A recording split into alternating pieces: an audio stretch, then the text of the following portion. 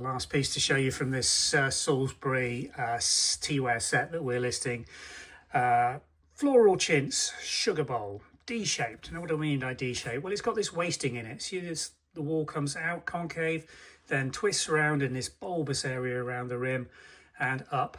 Again, just flaring slightly on the rim. An indent rim, you can just feel irregular little indents. See that one there? They're palpable.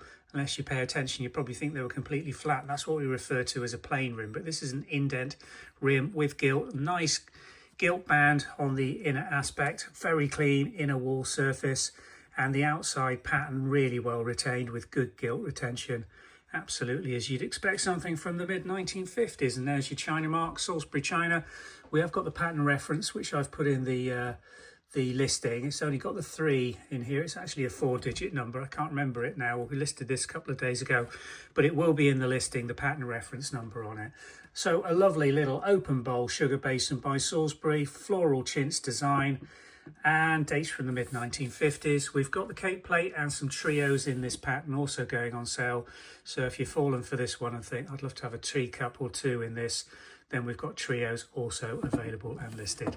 Thanks for watching. Follow the links below to the website where all the further details, pricing and that pattern number will be listed for you. Thanks for watching.